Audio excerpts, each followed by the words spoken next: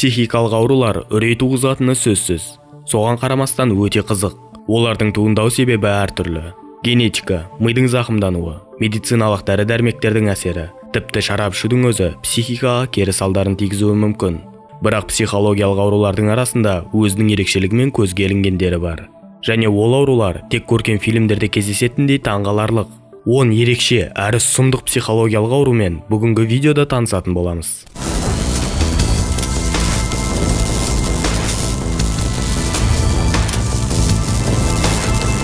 Ассалаумағалейкум құрметті көрермен. Шакамуроның арнасына қош келдің. Қолдауларыңызды аямай, löпіл басып, пікір қалдырыңыздар. Және де жаңадан қосылған көрермендерге астыдағы подписация батырмасын басып, сұрға айналдыруды ұсынамын.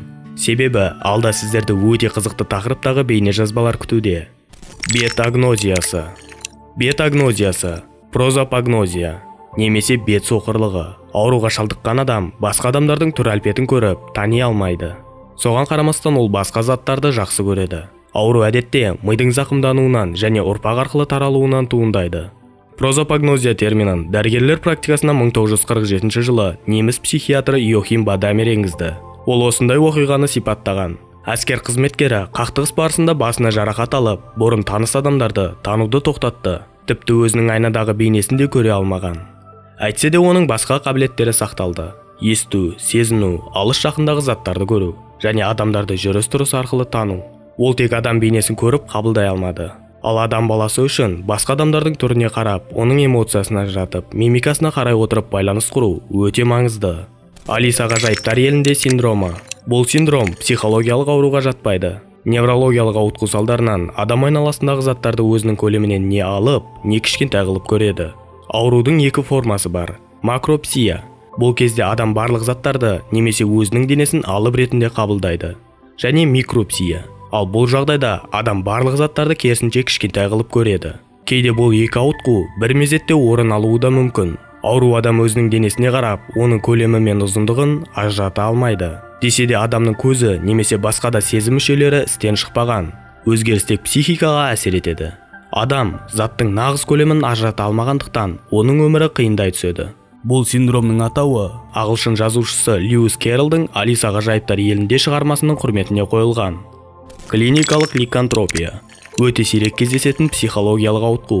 Ауру адам өзін қасқырға айналудамын, немесе қасқырмын деп есептейді. Олардың мінез-құлқы да қасқырға тән. Кейде айналасындағы адамдарға қауіпті. Ликантропияның басқа да түрлері бар. Адам өзін ит, мысық, жылан, құс, тіпті бақа ретінде қабылдауы мүмкін. Кейде ауру адам өзінің қандай жануар екенінде ажырата алмайды. Бұл аурудың тағы да аутометаморфоза деген нұсқасы бар. Бұл кезде адам өзін өсімдікке немесе затқа айналғандай сезінеді. Ликантропия шизофрения кезінде немесе басқа да психологиялық ауытқулар барысында кездеседі. Стендаль синдромы. Бұл ауру өнер туындысы адамға тым керемет әсер қалдырғанда туындайды. Өте әдемі әрі әсерлі өнер туындысын жолықтырған Стендаль синдромы бар адам физикалық және психикалық симптомдарды сезінеді. Ол симптомдарға естен талу, жүректің соғысының жылдамдауы, бас айналу, тіпті галлюцинация жатады. Бұл синдромның атауы француз жазушысы Анри Стендальдың құрметіне қойылған. Ол жазушы Флоренцияға саяхаттаған кезде атақты фрески Джатто ғимаратын және Микеланджело, Галилей мен Макиавеллидің қабірін көріп, есін жоғалта жаздаған. Бүгінгі күнде де туристер Флоренцияның әдемілігін көріп, осы аурудың белгілерімен ауруханаларға түсіп жатады. Париж синдромы. Бұл ерекше ауытқу туристерде кездеседі. Әсіресе бірінші рет Парижге келген жапондықтарда. Париж синдромы осы қалаға келген туристердің үлкен үмітінен туындайды. Ауру адамдардың ойынша Париж олардың үміттерін ақтамаған. Махаббаттар астанасына барып, оның кинодағыдай әдемі емес екенін көріп, депрессияға түседі. Таңғажайып қаланың орнына сұр әрі лас қаланы көрген туристердің жүйкесі ауытқиды. Адамда үрей туындап, шын өмірді қабылдауы қиынға соғады. Уайымшылдық, жаман ойлар, тіпті галлюцинация туындайды. Көшедегі адамдардың дөрекілігі, ұрлық, қаланың мүлдем нашар болғаны туристердің демалысын астан-кестен қылады. Салдарында ол адам психологқа жүгінуге мәжбүр болады. Иерусалим синдромы. Париж естен адастыратын жалғыз қала болмағандықтан тағы бір сол сияқты жағдай туындататын қаламен танысайық. Иерусалим синдромы өте сирек кездеседі. Бұл ауытқу барысында турист немесе қажылық жасаушы адам өзін Құдай күшіне иемін деп ойлайды. Немесе өзін Інжіл кітабындағы пайғамбарлардың бірімін деп санайды.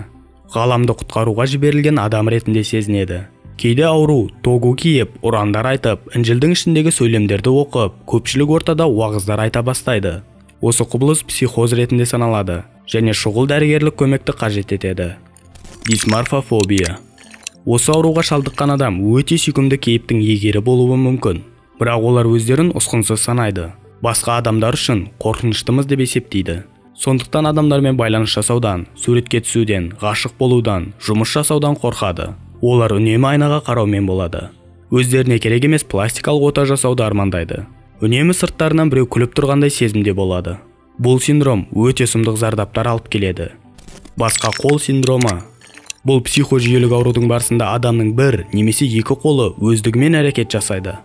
Адам оларды басқара алмайды. Ауру адам өзінің қолының санасы бар екеніне сенімді және өзіне тиесілі емес деп ойлайды. Қол өзінің егесін тырнап, киімін жыртып, ұрып-соғып, тіпті тұншықтыруға тырысқан сәттері де кездеседі. Оған қоса қол өз-өзіне де зақым келтіруі мүмкін. Мысалға тоқты ұстап, немесе отқа күйіп. Әдетте бұл ауру миы жарақатталған, эпилепсия немесе инсульт алған адамдарда кездеседі. Егіз синдромы. Бұл аурумен ауырған адам өзінің таныстарының арасындағы бір адамның, мысалға күйеуінің немесе баласының орнын егізі алмастырды деген ойда болады. Аурудың керісінше түрі де бар. Ол кезде адам таныс емес адамды өзінің туысқаны немесе танысы деп есептейді. Кейде адам тіпті өзінің орнын басқа егізі басқан деген сенімде болады. Бұл кезде ауру адам өзінің барлық жаман қылықтарын егізі жасады, ал өзін бейкүнәмін деп санайды. Аурудың тағы бір түрі Фреголи синдромы. Бұл кезде адам оның айналасында әртүрлі адамдар емес, тек бір адамның көп түрі деп ойлайды. Осы ауру әдетте шизофрениядан немесе ақылаздықтан зардап шегетін адамдарда кездеседі. Ұйқысыздық сандырағы.